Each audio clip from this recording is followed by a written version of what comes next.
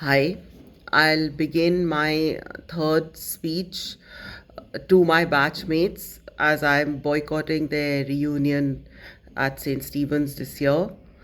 Um, to say that I'd be happy to give you a platform to debate you, those of you who support the regime. Um, Even the sight of educated people having a sober discussion would be something unique and much needed in India. You were all given the best education that the country had to offer, and you can certainly give back simply by demonstrating how civilized people can disagree. So I open this to anyone who is a supporter of the regime. I've heard back from one person since I began this campaign, but he said that he would not describe himself as a supporter of this regime, or for that matter of any of the mainstream political camps, and that he would be happy to have a discussion. So I'm trying to contact him to see how we can take that further. But I'd like to see a lot more involvement and participation. This is in no doubt that this is a unique and really a very important and significant moment for the country that you have witnessed in your lifetime, and you can you can make a difference to save our country and our society from total disintegration by keeping your politics, but simply asking that it must be civilized and it must be within the bounds of what is understood in any democratic country. Okay, so we just had December the 6th, which was the day in which the Hindu right wing collected a mob and broke down a mosque in Ayodhya. And I happened to be at St. Stephen's at exactly that time. My father took out a march as a counter to Advani's Rath Yatra against that. And I remember the snarling and the sneers that I received from you while I was in college. Some of you went on to go abroad to work and study, and having experience being minorities yourself and the benefits of an open and inclusive and compassionate society. Some of you have changed your minds, others haven't. I'm going to use this opportunity to read to you an article by a Muslim friend of mine who's a writer and journalist. And it is a reflection on the situation of Muslims, both a very personal account as well as a general account of what is happening to the community as a whole, at least in North India. And it struck me that many of you don't have many Muslim friends. And certainly those trolls on social media and those propagandists of the Modi regime who speak of Muslims in India, it is clear that they have never met or been in the company of the actual Muslims of India. And I think that it is important for you. One of the core experiences that you have when you live as a secular and cosmopolitan Indian who's open to everyone is that you will see that the Indian Muslim is the biggest votary both of the Indian nationhood as well as of the Hindu religion and of Hindu culture. And this is something that's not unique to the present moment.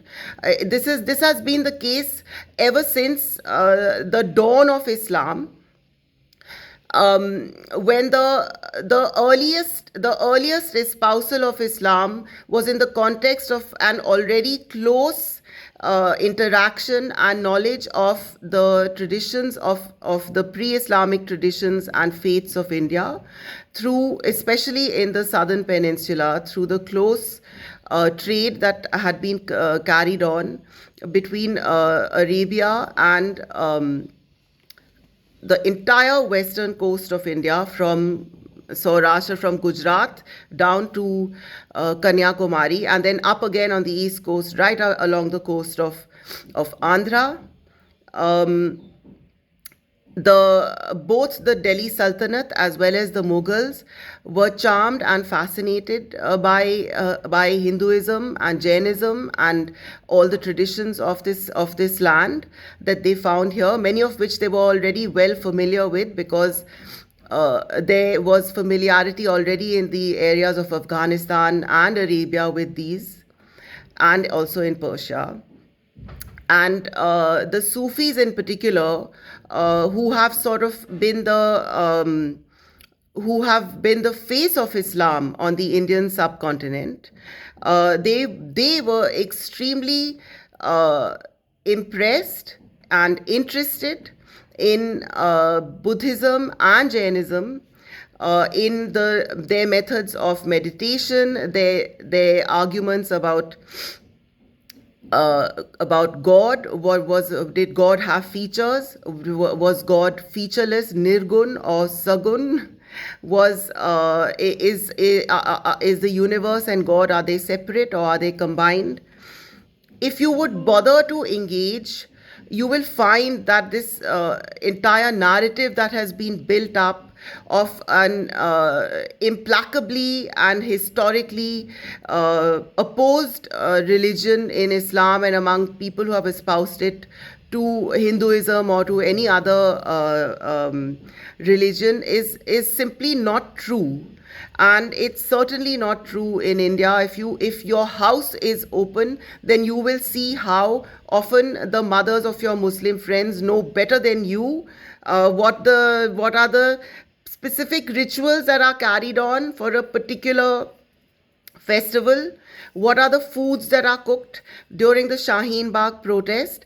I went to Jamia on the day of Basant Panchami, and I hired a tempo and I was playing Sufi music from it, because that's a day which is also celebrated in the Nizamuddin Dargah in Delhi. And I was asked to address the crowd which was sitting there. This was before it was disrupted. And so I started talking about how Basant Panchami is celebrated at the Nizamuddin Dargah, and how Amir Khusro, who was a disciple of Nizamuddin, was charmed at the sight of the Hindu villagers of Ghiaspur. That's what Nizamuddin, that area, used to be called. And seeing them festooned in yellow flowers, he picked some for his peer and took them. And looking at him with his turban covered in these flowers, Nizamuddin laughed for the first time in a long time, as he had been bereaved over the loss of a young nephew. And since then, Basant Panchami has been celebrated in the Dargah. And when firstly, when you say this story, it's an experience I've had so many times, or the loving smile that you get from the Muslims gathered in front of you who are listening to this and enjoying this experience with you. For me, it's a quintessentially North Indian secular cosmopolitan experience. This is who we are. And when I got off the mic, the women, they just mobbed me, and they were telling me, ye pakta hai Basant Panchami mein, wo pakta hai. Mujhe khud kya malum, main to वैसे ही I'm South Indian. But so, this is India. And to give you another example, it was my grandmothers who introduced me to religion. My father does not believe in ritual and in religion and in God. But through my maternal grandmother, I learned about Sikhism and saw the practice of Sikhism. And through my paternal grandmother, who ended her life in an ashram, she was a very spiritual person, I learnt about Hinduism. And because on my paternal side we are Shaivites from the south, I was not very aware with these other sects that you find within Hinduism, of Hanuman worship, for instance, and these other deities. And the maid that I had when I had my firstborn happened to be a Muslim lady. from Bihar. And as one day when we were driving from Gurgaon, where I used to live, to my mother's place, suddenly I heard my little toddler, she must have been 2 years old or 3 years old, say something about Hanuman Ji ki Jai or something. And I looked at her, and then she was looking outside the window. I turned, and so on the Mehrauli route from Gurgaon to Delhi, there is a Hanuman Mandir on which they've made a huge Hanuman standing with his legs akimbo, with his arms akimbo and legs akimbo on the top of the darwaza of that temple. And so I said, तुम्हें कैसे पता? The kids used to only speak Hindi when they were very small. Now it's changed. And this maid told me that मैंने हम जब भी यहाँ से जाते मैं उनको बताती हूँ.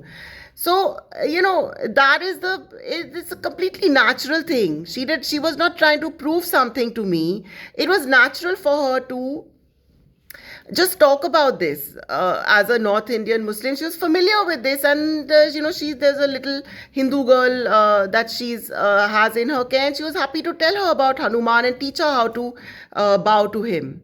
So this is only one of many examples. I mean, all my life I have studied music, and mostly my ustads have come from the Muslim community, and they are such a huge storehouse of knowledge about Hindu scripture, about the bhajans, so many things. और वो खुद मुझे बताते हैं कि एक मेरे उस्ताद ने कहा कि they were driving in the train to Allahabad, and they woke up one morning, and the strains of the radio of I'll forget my own name next, but that's that. Thumaka chalat Ramachandra. There's a beautiful version which has been sung by D.V. Paluskar. He was died young, a fantastic Hindustani classical artist. And he said he described to me that Saranya ji, मैं आपको बता नहीं सकता कि what a feeling that he felt just hearing this. And when these artists, they travel to different parts of India, they asked to go and visit the famous well-known Hindu sites. For them it's as much a feeling of shraddha and of being blessed and in a gracious presence to go to these places as it is to go to any Muslim place or any church or whatever. That's how we are. This is, you need to know these things as educated people, because the uneducated cadre that the BJP has built, the Sangh Parivar and the RSS have built throughout the country, are simply not aware of this. And in the South, because,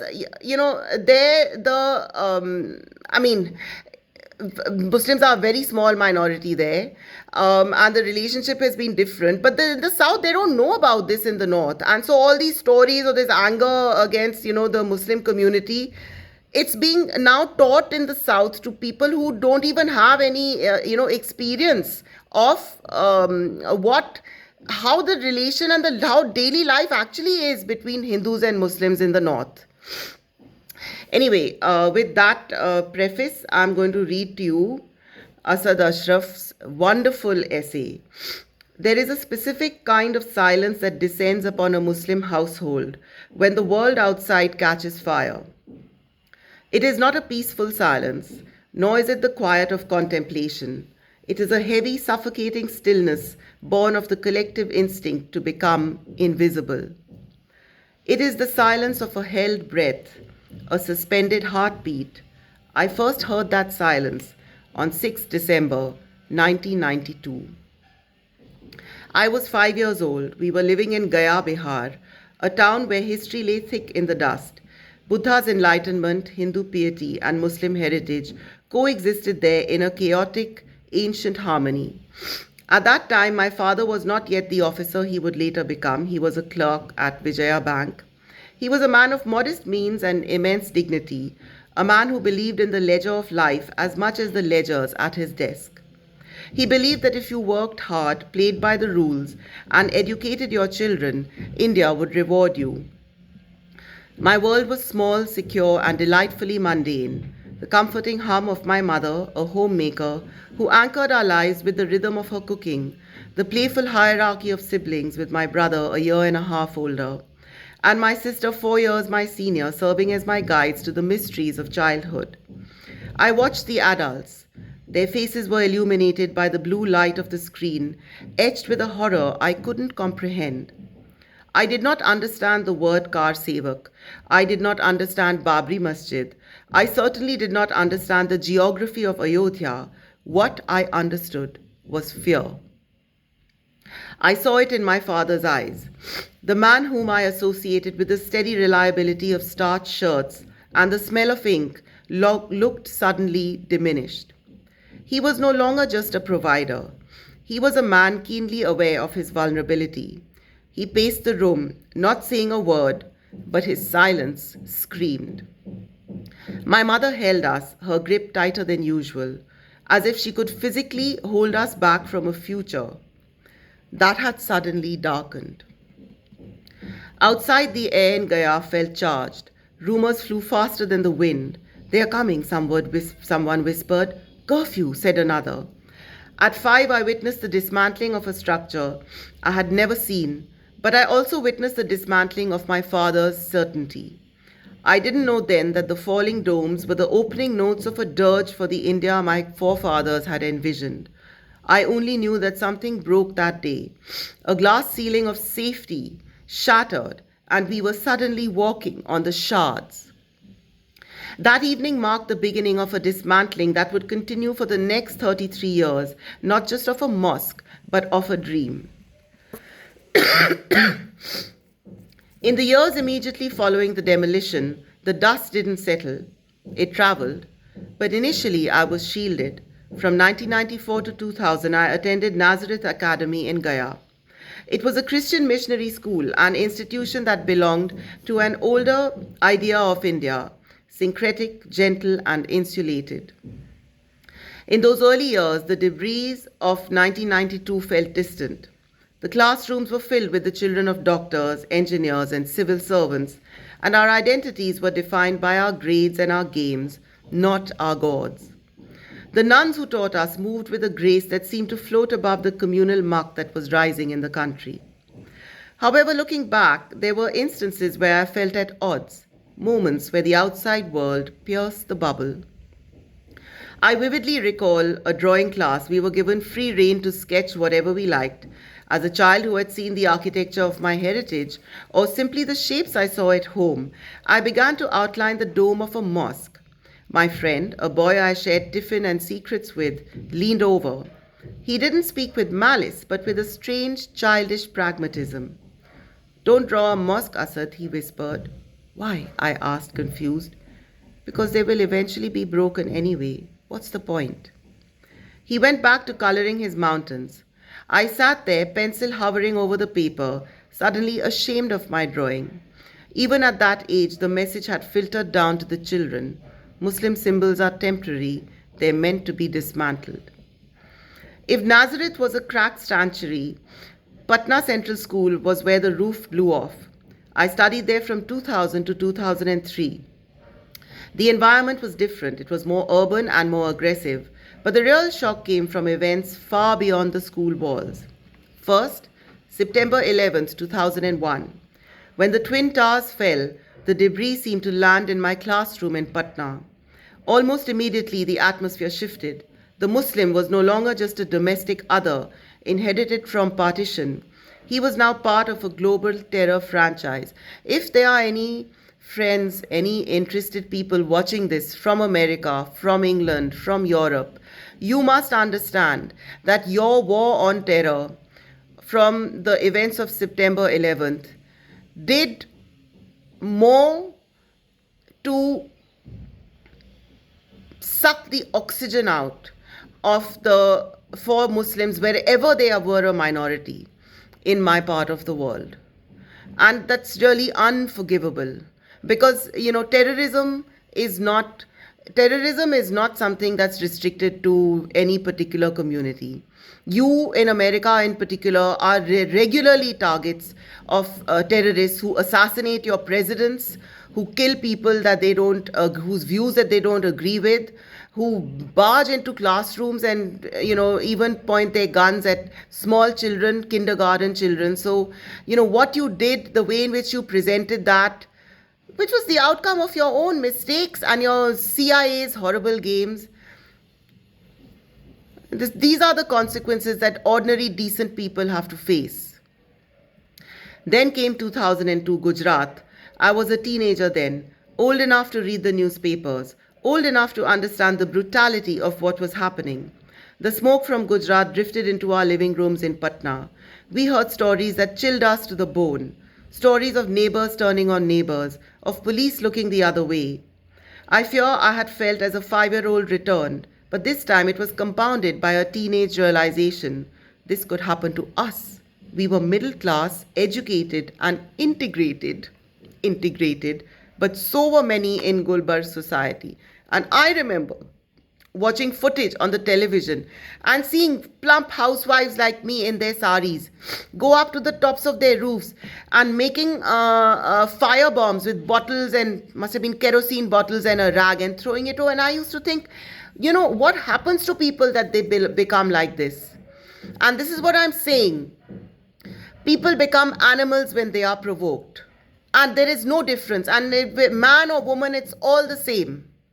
And this is what educated people like us, it is our job to stop this. We live such comfortable lives. We are so lucky. We had everything. We have everything.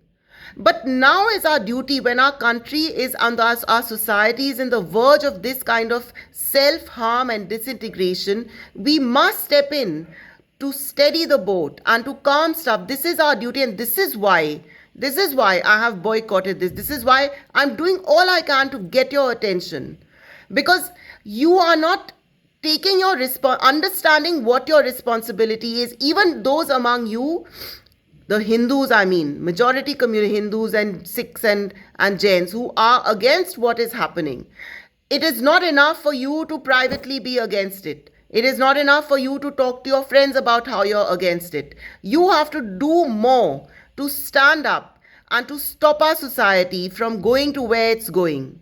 Because what happened in Manipur, which is now a complete basket case, it will be a very long time before those people are able to reconcile. And it's not only Modi Shah Doval who created that situation. The fault lines were always there. 33 communities in that little place.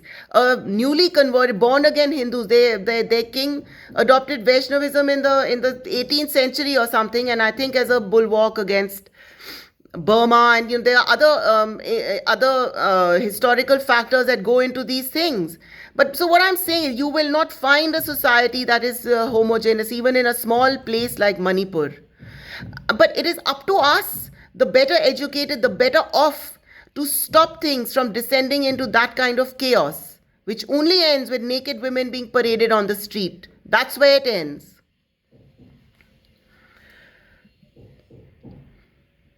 The toxicity seeped into my daily life. Islamophobia was hurled freely by students and teachers alike.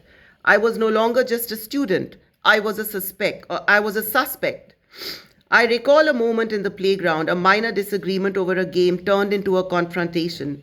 My friends were joking around, but then one of them laughed and shouted to the group, "Hey, don't fight with Assad, be careful. He'll call Osama bin Laden to fight for him." This is the thing. What those maddened terrorists have done has hurt Muslims more than anyone else. And those guys are total criminals.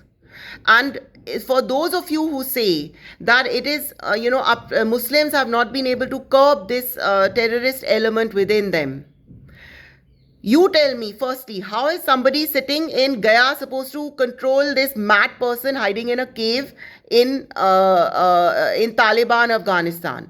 But even apart from that, if you believe that the reactionary and conservative element in Muslim society was not competently and efficiently and adequately curbed by educated, enlightened Muslims, then you must learn a lesson from that and not only use that as a stick to bat the Muslim community. Because if you see that there is a danger there in the inability to tell these people who call themselves religious leaders to simply shut up, why are we adopting the same thing here? Today, it is not possible for anyone to talk about the gundas who have taken over the mutts. Not possible. it's not possible to ask that you will that it's not possible to even question. They are stopping you from questioning Hindu mythology. Now you have to treat it all as a historical fact, even though, because these people, they don't know anything, they don't know Sanskrit, they don't know how these things are written. Even if you go as far back in the Vedas, it's in verse. This is not how, I mean, so there are so many ways in which they are trying to form themselves into this extreme version, which is of their invention of a religion and a community that they decry. And we are making ourselves like this. And once these guys already, they have a lot of the infrastructure in place to form a reactionary theocracy in India. And if you allow things to carry on in this way, then you will, as a Hindu, not be in a position to tell people to draw back. You will, as a Hindu, not be in a position to open your mouth as soon as somebody stands up and says, oh, this is the word of the Gita, or this is the word of the Veda. Is that the society that you want? Who is it going to benefit?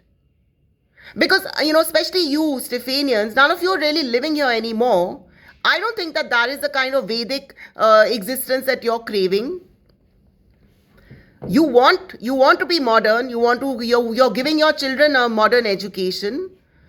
Don't let India slip into a place where we aren't able to deal with these thugs.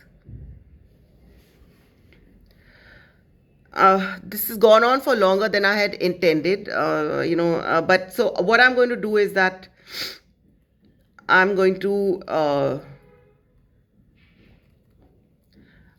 carry on for a few more minutes, and then you can find this article. It's called "The Debris of a Dream Growing Up in the Shadow of Bamri Masjid Demolition." It's in the Quint by Asad Ashraf. You can find it online. He talks about school, and then he talks about coming to Jamia, where he did his graduate studies. Seeking a space where I could breathe, I moved to New Delhi in 2004. I entered the gates of Jamia Millia Islamia, a place that would define the next decade of my life. I completed my master's there. For the first time since leaving home, I felt a sense of belonging.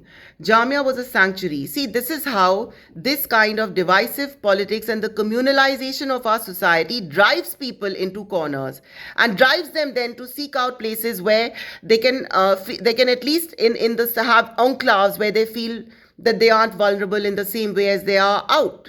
This is not something that we need.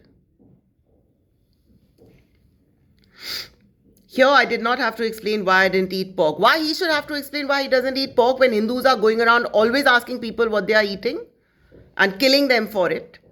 I didn't have to apologize for history. We discussed the world, not as victims, but as intellectuals. I'll come back to this whole big grievance that the Hindu right wing has made about asking people to apologize to history. That will be the topic of my next two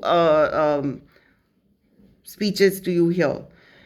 But sanctuaries in India are fragile. On 19 September 2008, the Batla House encounter happened in the area adjacent to my university, Jamia Nagar. The most terrifying part wasn't just the violence, it was the ambiguity. We didn't know the truth. Was the encounter genuine? Was it staged? Were the boys killed actually terrorists? Or were they students like us, framed in a cold-blooded calculation? The uncertainty was paralyzing. So, this is what people keep saying, well, why don't Muslims stand up and say anything when there's a terrorist attack and so on? Do you stand up when a Hindu is implicated in something? But anyway, even regardless of that, the reason why secular and compassionate authorities deal with this with kid gloves and with restraint is precisely this. That completely innocent people get caught in these nets, and that the more and the police are often the more determined they are to find a terrorist, the more they will see terrorists wherever they look. It is not unknown. This is all governments. 2008. This happens under all governments, all authorities, and so there is a logic for taking. There is a logic to say that let 10 innocent criminals go. One innocent person should not be caught by the law unfairly. There's a logic for that. You need to understand that. You need to understand where, if you feel there's a tepid response, you would also have a tepid response. If 9 times out of 10 people were dragged out of their homes simply because of their surname, when they had nothing to do with events like this.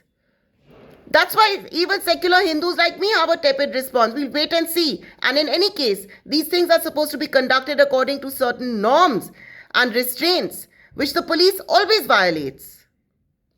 So, if your expectation that there's going to be smiling face and clapping like happens on all these news channels every time there's an encounter or something, that's an uneducated expectation.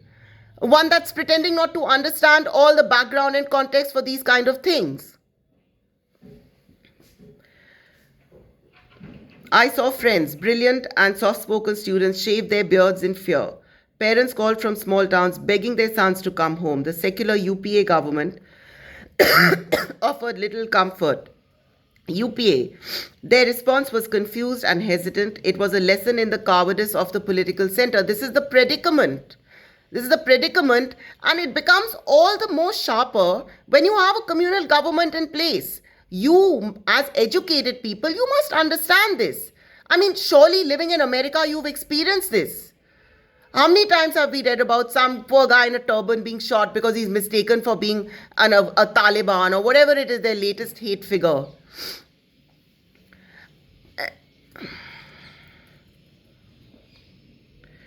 The encounter taught me that even in our safest spaces, we were being watched. We were citizens on probation. This is the thing. This is how decent people, India-loving people, as a natural thing, are being treated and made to feel this is not what we should be doing. So, I'll stop here. It's a beautiful essay. I urge you to read the rest of it. But, this is not only sentimental reactions. This, the starting position of love, acceptance and oneness that our minority communities have in India is our strength. We must not spit and tear up what is working for us because of an imagined, project of becoming a Hindu Rashtra. We could never be. What does that even mean? There's Hinduism, any religion. I mean, it's not. Look at the conflict between Shias and Sunnis. Till today, even in India, they'll be at each other's throats. Just imagine, even with such a big enemy looming. This is human nature. There's no such thing as a homogeneous culture. There's no such thing. It doesn't exist. We think it exists because we don't know enough about the world. We always thought that the British was one entity, But once you go and study there, you realize there's the Welsh, there's the Scots who have a huge agitation for independence going. They even had a referendum. There's the Welsh and the Irish, and then among the Irish, there was this huge problem between Catholic and Protestant Irish. Because this issue is on my mind as usual, doom scrolling on my phone. And I came across this YouTube podcast about old homes of England. And this was about some place called Stonehenge or something. And it turned out to be like a 900, it was a stately home that had been occupied by the same family for 950 years. And they were Catholics. And they're telling the lady who's interviewing them, about how, their ancestors, how they had to hide priests, how they had to hide their prayer. They weren't allowed to openly go to chapel. They had to convert an inner room into one because there was so much hostility against Catholicism in that particular period of civil war and conflict. They talked about how they survived, but how they had to ingratiate themselves with the sovereign. And then, the name, the stoner, the name comes from the fact that there's this megalith circle of stones on the property. And this is very interesting because, that form of worship predated Christianity and even, Vedic Hinduism and all of this. And he points to how one of the stones has been used in the church has been built on top of it. And, so these kinds of things have been happening throughout history everywhere. And the lesson from all of them is that, You can't make a huge grievance out of these kind of things happening hundreds and thousands of years ago. And did they even happen in the way that you are presenting it today? We must look at the present and the future. And one thing is very clear. You simply cannot deny it. That even today, despite everything that's happened, the Indian Muslim still loves and trusts the Indian Hindu. They still believe that this is just a phase that's going to go through and that we'll all be one big happy family again. That is our biggest strength. That is our biggest hope for the future. The Indian Muslim is today in the same place where the blacks in America were during segregation. The fact that blacks decided, behind those Baptist ministers and intellectuals, to fight for equality within America as Americans by the Constitution of America, instead of asking for, and this was a proposal even with for a separate, for the states to be split up, partitioned off for them, and in the spirit of redeeming the basic principles of the American ideal of a coming together in brotherhood, love, and love of America of both blacks and whites. It was not a communal movement. And very purposefully so. Then they were so much inspired by our freedom struggle in making that decision. And again they went around saying that you must fight injustice, but don't fight the person who's the perpetrator of the injustice. Do not succumb to violence and do not succumb to bitterness, because then all that you do is to guarantee future generations an endless cycle of chaos and brutality. And this is true. And so, we educated people have to understand this. We have to learn this. Unfortunately, especially my maths batch, they don't know any history. They don't know any literature. They really know very little other than some maths and how to make money in a hedge fund. You guys, you can adopt the Modi RSS Sangh Parivar worldview, but you must first know what the other views are and why is it that pacifism evolved? Why is it that an idea of cosmopolitanism, multiculturalism, and inclusiveness evolved? Why is it that we have laws that even give a fair trial to terrorists and rapists? Why is it, and I will speak more about this later on, why is it that we have examples from America, from Africa, from South Asia, and from the Far East, where people have chosen reconciliation and forgiveness over harboring grievances? Thank you. I repeat my offer to have a debate. Come and debate with me. Defeat me in a debate. Let us at least, as Stephanians, give an example of the benefits of having a civilized conversation, of not using appalling language. I'm making a list of the typical things that the BJP IT cell trolls say to women like me who take up the secular cause and about our Muslim brothers and sisters. Please go and have a look at that as well. We must, by example, if nothing else, try to persuade our fellow countrymen and women to be better versions of what they are. Thank you.